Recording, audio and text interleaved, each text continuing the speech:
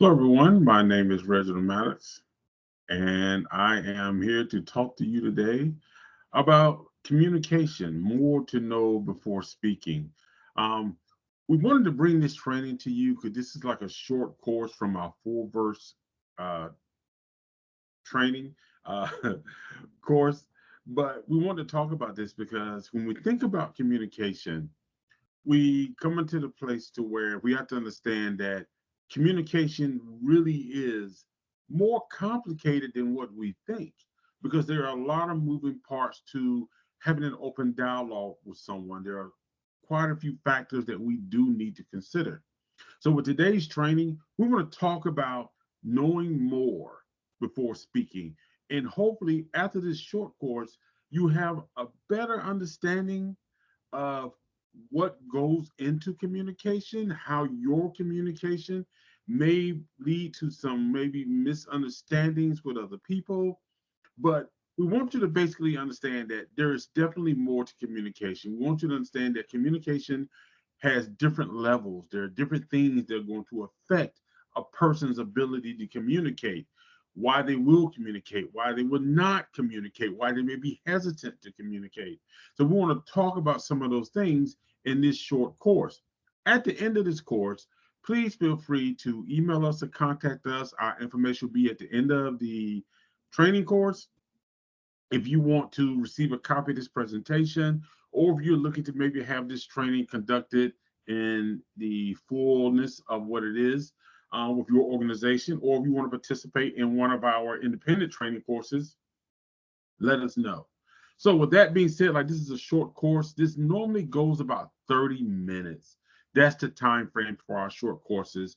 They are basically an introduction to the subject matters that we work on. And so why don't we get started so we don't run out of time? All right. As I said, my name is Reginald Maddox. I'm with Action to Service. We do provide training services to individuals, to companies. But today, when we get into this conversation regarding communication, the goal is that by the time we're done with this short course, at least you have an idea of why you may be engaging in conflict with certain people, or maybe you may find that you just simply can't talk to certain individuals. Hopefully, this will give you a little understanding as to why you may be having those issues. Why with certain type people you may be having a conflict anytime you try to engage in a dialogue. So, like I said, it's going to depend on the person. We're going to talk about why communication fails. We're going to talk about contingent and expectations in communication. We're going to talk about how visual affects communication. That's something that I don't think people really talk about a lot, but that's something we've introduced into our communication training. And we're going to talk about environment's influence on communication. Because, like we said, communication really is a big ball of thread that, in order to really have an effective conversation, you got to know how to navigate that ball. And sometimes you're going to have to unwind that thread from that ball to really get to the point you're trying to make with someone. But at the same time, while you're unwinding the thread from the ball to get to that point that you're trying to make, making sure that you're not creating any misinformation or conflict with the person as you unwind that conversation thread in order to engage with people. So that's something that we want to talk about today, and we're going to get into that. Those are our topics. Sorry about that. Uh, for today's conversation. So why don't we move on? So first, let's start off with why communication fails. Why? Why do you think communication fails? Oftentimes there are a variety of reasons for this. We might say that people don't try. We might say that some people are just stubborn or people don't want to listen. But why? Why would a person be stubborn about engaging in the conversation? Why would a person not want to listen when they're trying to engage in a conversation? So for this purpose of this short course, we're gonna go over our three top reasons why communication fails. First, mentally unfocused. They're just unfocused on what it is and what's going on right now. And this is because the individual may be going through something. They may have dealt with some traumatic experience or currently experiencing something. Maybe the topic that you are kind of wanting to talk about may touch on something that sort of reignites the memories or thoughts of that traumatic experience. And that person is just simply withdrawn at the moment. They don't want to engage, they don't know how to engage, or maybe they just don't feel totally comfortable engaging with you at the time regarding that subject matter. Because we have to realize that conversation requires trust, it requires comfort. And sometimes you run into someone who feels like everybody should be comfortable talking to me. Everybody should trust me because I want everybody to talk to me. But there are people who just simply have guidelines of no, it doesn't work like that. I don't simply talk to everybody. I only talk to people that I have built that rapport and that relationship with. So if a person's not mentally focused, it just could be that that's why they may be tuning you out. That's why when you're trying to have the conversation, they're trying to change the conversation. That's why they may be trying to get the conversation somewhere else. Or maybe they're just trying to avoid it altogether because they know you're going to talk about something. They're dealing with something right now. And in their headspace, they're just not in a good place to really deal with it. Second is timing. This is huge. And we see that so many people fail to understand that timing is a key component for having an effective conversation because timing is crucial. Especially when you're going to be discussing controversial or any topic that could sort of initiate some form of conflict. Timing is crucial. And I always use the analogy of just picture somebody who's at home all day and they say, they ask their partner to do something, but their partner's at work. So they're really upset at home because they felt like they've asked them to do it. They didn't do it. Why didn't they take this? They wanted them to drop it off. So they call that person at work and they're beginning to just question and dig into them about not completing the task or doing something that they asked them to do, not considering that this person could have just had a very rough day at work. The boss could have got on them. They could have had an employee that has just been combative, argumentative. All day they've been defending and trying to stand up for what they feel is right. And now the one person who they feel they should be talking to, that should be providing comfort, is adding to that frustration and that stress. Timing. Sometimes you got to hold back and just kind of observe to kind of figure out, like, is this the right time for this conversation? And of course, the right place. But is it the right time? Is that person openly ready to engage in a conversation? Timing is crucial. And I think a lot of times people feel like, well, for me, I can have a disagreement with somebody, but I'm ready to talk about it 2 hours later or the next day. Remember, a person's timing is going to depend on the individual. Everybody doesn't move past things as quickly. Everybody doesn't process things as quickly to move past something. Some people need maybe a day or two to process things, 3 days to process things. Some people are able to do it quite quickly. So you have to find that common ground when you're looking to engage in a conversation. Because if you are not considering timing, not just your timing, but that other person's timing for when they're ready to engage, that's going to be a reason that communication fails. Because you fail to acknowledge that their time schedule is not the same as yours. Timing, location, place, it is all key. You don't want to try to jump into a long conversation when somebody's headed to a meeting, when somebody's late to work, when somebody's on the phone call with somebody else. These are things you have to consider. Oftentimes, we find people who like to sort of get people in a box, because they want to catch them off guard. So they're not considering the timing aspect because they want to sort of gain the upper hand in the conversation by initiating the conversation at their time frame, at their leisure, not considering the other person and the fact that if you don't get the timing right, the communication is going to fail because that person is simply going to either resent you, they're going to become angry, they're going to become frustrated, and the conversation is just not going to go anywhere. The next thing is emotionally compromised. You know, oftentimes when a person is maybe feeling guilty about something, maybe a person is upset because they feel like they felt like maybe you said something or something was done. They're unsure about their feelings about what is taking place. So to talk about it, they need time to sort out their feelings. They need time to kind of understand, what am I feeling right now?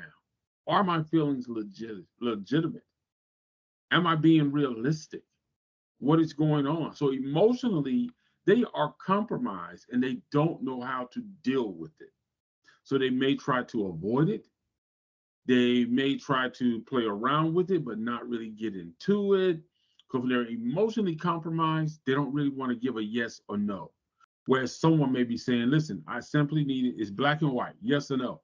But the person may just not be ready to do that yet because emotionally, they haven't even figured out what they're feeling, what they're thinking, what their next step or what their action should be. You know, it can be hindered, when individuals experience a feeling of guilt and, just conflict and just knowing that engaging in this conversation is going to escalate it, or maybe to the point to where they're just like, I'm done. I don't want to have this conversation anymore. Don't want to be friends anymore. And they just rather leave it at that. But the other person may be saying, well, I need closure. I need to understand why you feel this way. You're not hearing me out. So now you got two people that emotionally compromised, where one is thinking of, I need closure. I need to get this resolved. And the other person is like, we don't need to resolve it. I don't even want to talk about it no more. It's done. Those are three key reasons why communication fails. One, people are mentally unfocused on the conversation, on the situation or the topic. It may be mentally how they feel about that person who wants to initiate the conversation. Two, timing. As we said, timing is everything. And three, even they're emotionally compromised. They're unsure about what they're feeling. They're unsure about what's going on inside of them, the other person. Those are my three main reasons why communication fails. So now I'm going to move to our next slide. So now we're going to talk about the unspoken in communication. We're going to talk about contingent and expectations. And these can be two very dangerous things. Because when a person says, I'm going to have this conversation with you contingent upon, which means they're basically saying that I only have this conversation if we have the conversation here. I only have this conversation if this person is present. I only have this conversation. They're setting stipulations. And basically, they're setting prerequisites for the conversation. And it's pretty much a tactic used to sort of establish dominance, to establish authority, because this is their way of sort of getting the upper hand to control the conversation. That's what that strategy is about. It wants to control the conversation. Now, the dangerous thing about setting contingencies into a conversation, whether or not you have a conversation with somebody, could be the fact of that person could feel that, oh, this person's just trying to be manipulative, you know? And they can kind of resent that person, not want to have the conversation. Because another person can feel like, well, I'm just being used. So when we talk about people whose conversations are based on, I will talk to you contingent upon this, and they are setting those prerequisites, it is primarily they want to control and dominate the conversation. They have a strategic strategy in mind, and they want to maintain the power. It makes them feel in power. And also, it makes them feel like I now have you coming to me pleading and agreeing to my terms. So based on the fact that this is my terms, it is my conversations, I am the controller of the conversation. Now, there are circumstances to where a person can say, I have this conversation with you contingent upon this. That could be a conversation to where the person feels as if I speak to this person alone, they're going to twist my words. If I speak to this person, I can't really trust that they are going to be telling me the truth. So I want this person here as a witness to confirm what was said by this person because we want to confront this person. So, like I say, telling someone that you have a conversation contingent upon something is not always a bad thing, but it's a strategy that you have to use carefully. You have to use carefully. And oftentimes, when someone says they have a conversation with somebody contingent upon something, it's normally based on the fact that they will have someone else relay the message that they are going to initiate this strategy. They normally won't do it themselves. They will have someone else relay the message that this is a conversation. I will meet with you. I will speak with you contingent upon these terms, these prerequisites. The second thing is expectations. And I think a lot of people fail to realize that in general, just about everybody engages a conversation with an expectation. There's an expectation that I'm looking for an answer and you're going to provide it. There's an expectation that I'm looking for emotional support and you're going to provide that emotional support. There's an expectation that you are going to clarify something that I need known. So you're going to provide that clarification. So when we talk about expectation, oftentimes expectations are untold. So when a person engages in a conversation with someone and they have this expectation in their mind of what they're looking for, if I am someone and I have decided that I've had a stressful week, I'm upset with my job, and I just want to go out and just have fun. Now, I am going to call a friend and say, hey, you know, I'm bored. What do you want to do? Let's go out. Let's go bowling. Let's go do something. I just want to get out the house. I want to clear my head. Okay. And just say the other party says, sure, you want to go bowling? I can feel like going bowling. Let's go. I haven't been in a while. But in the process of bowling is setting up. So how's work? What's going on?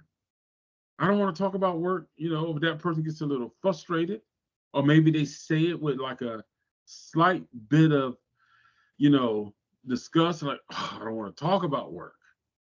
And the other person's like, ooh, okay. That's because it wasn't conveyed prior to them going out. It was an unspoken expectation in communication, in the communication process, that the person did not want to talk about work. They wanted to clear their mind. They said they just wanted to get out. The other person is just assuming, hey, you want to get out? Let's talk. Let's just catch up. That's part of catching up. So when we talk about expectations, we have to keep in mind that it does play a critical role in shaping the dynamics of individuals.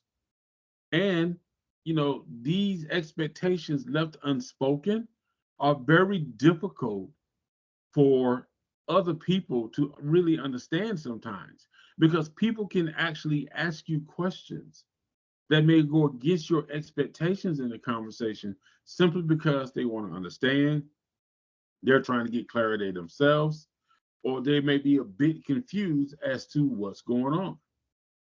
So, expectations, like we said, it could be someone seeking an apology, affirmation, emotional support, but when these desires remain veiled, the other party may remain oblivious to what's going on, leading to frustration, unmet needs. And then it could lead one party into thinking that, wow, I asked them to go out and they did not give me what I needed. They did not know that you were expecting an affirmation or reaffirmation about being positivity. Uh, I'm so tired about being uplifted and motivated. That's what you're seeking from your expectations. But because your expectations were veiled, it was very general, it was like a subliminal way of putting it out there. The person really didn't fully understand what you were expecting when you said, let's go out just to go bowling and clear our heads, or sometimes when someone says, I want to clear my mind, that means, hey, I just want you want to talk, you got something you want to talk about. So expectations often are unmet because they are unspoken, especially in communication. Sometimes people have the unrealistic mindset that people just simply are going to know what they are thinking, what they want, what they expect, and those needs are expected to be met.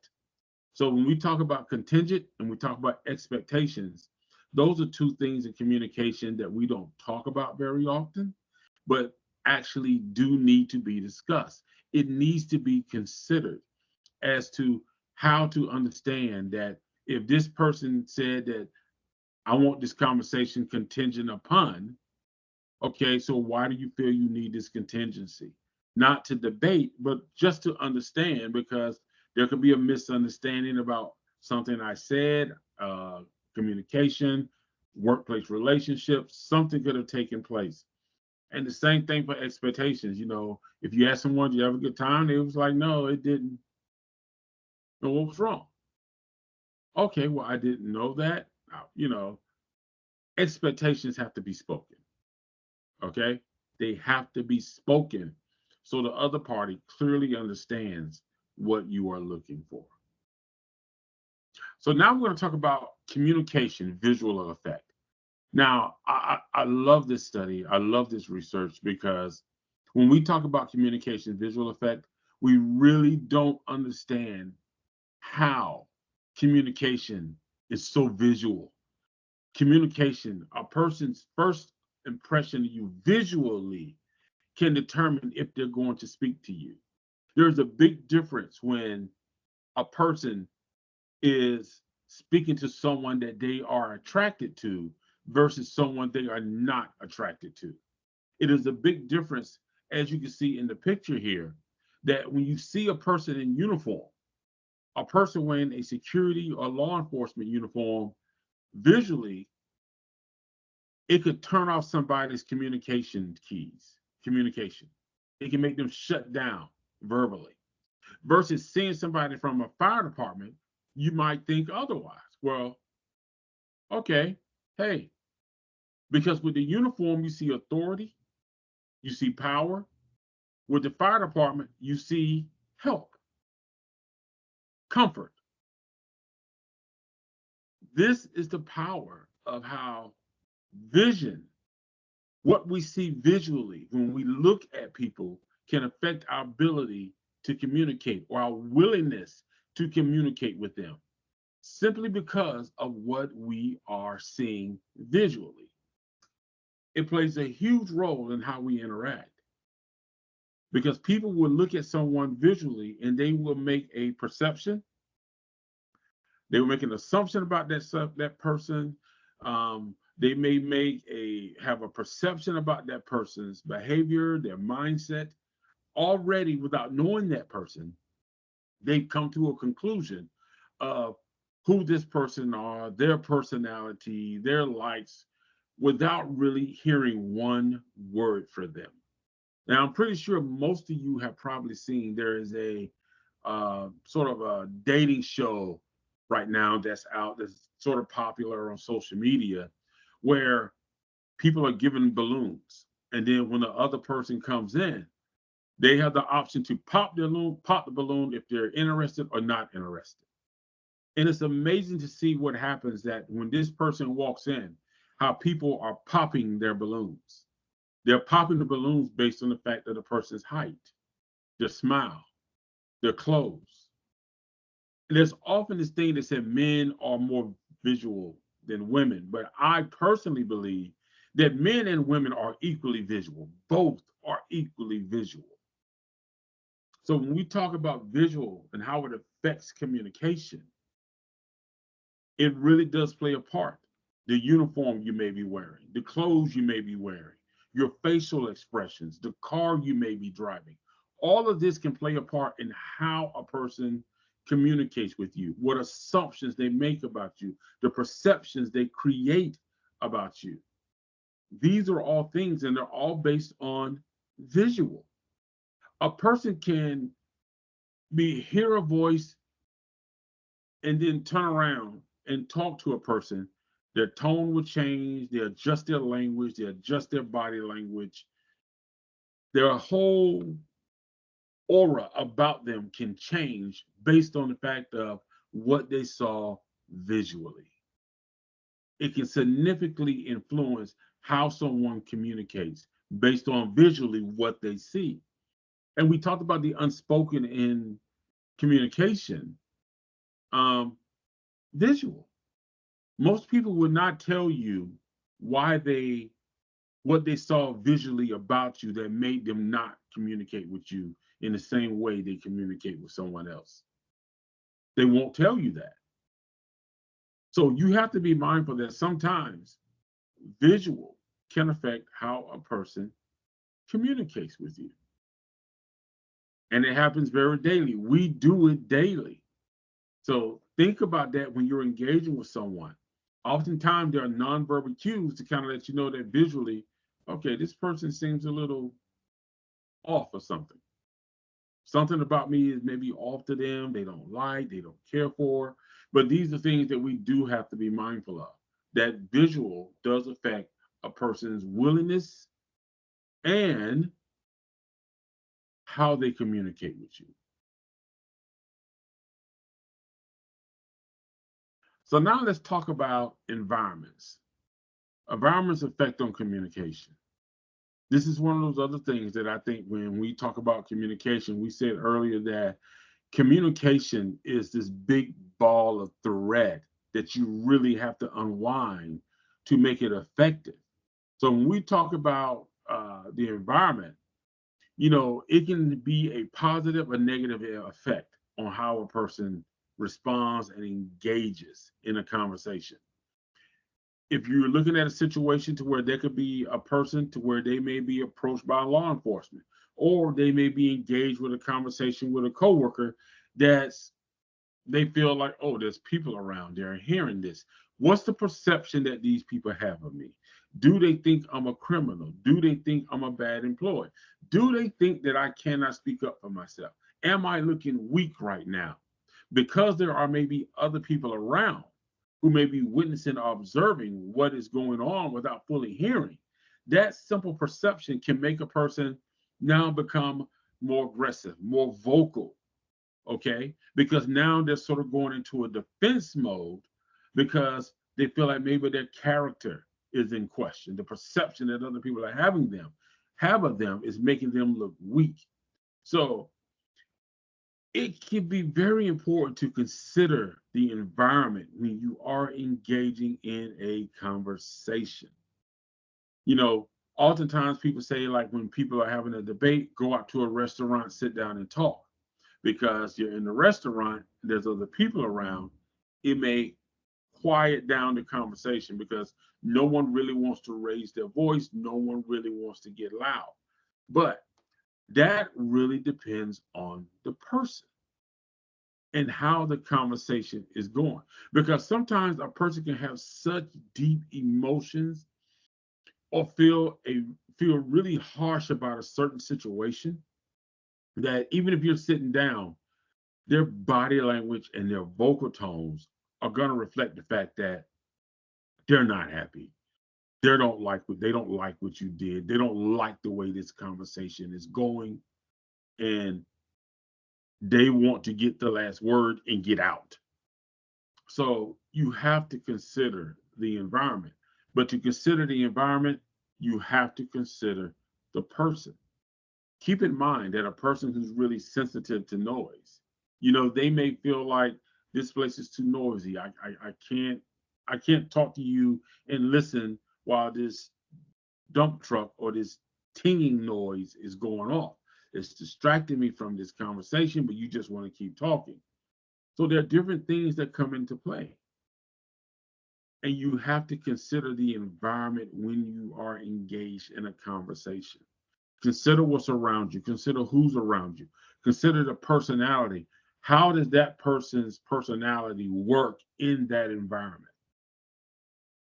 You have to consider that because there are pros and negative impact on a person's emotions when they're in a certain environment. So you have to be able to understand that person's better to set up the right environment to have that conversation to where that person feels free where they can speak without feeling like they're being judged by their peers. Or you also have to keep in mind that the both of you have to be in a place to where you can speak without judging the other person. So what's an environment that's comfortable for you? What's an environment that's comfortable for them? Because your communication styles are going to come into play as well. And one thing I just want to say real quick, when we talk about communication styles, there is no one communication style for one person because a communication style is going to change. My communication style with my family may differ from that with my friends versus my coworkers. I may have coworkers that I feel a little close to that I can talk to as friends, but yet I don't talk to every coworker that way. And in the workspace, sometimes you have problems because some people will see that interaction and become offended or upset that they are not getting that type of conversation because they want to feel that same type of communication and engagement with you. But environments dictates a lot about communication. All right, guys, like I said, that was a short course. I hope it was informative. Um, as you can see, we provided our information for you to get in contact with us. So if you're looking to upskill your training, if you're looking to get more training on some of the topics that we cover, please reach out to us. Our information is right there. Thank you for joining us, and we're going to continue to upload more of these videos, sharing some insights about some of the trainings and lessons, and hopefully you find this information useful, that as you are engaging in your professional and personal life, that this information is helpful for you to be able to accomplish your goals, your career goals, your personal goals, because that's what it's all about. It's all about growth and development, enhancing your skills, getting the information so that you can accomplish the goals that you want to accomplish for yourself. So thank you for joining us. If you got any questions, shoot us an email. If you got a topic you would like to see us discuss in one of our trainings, please reach out to us, and we look forward to hearing from you.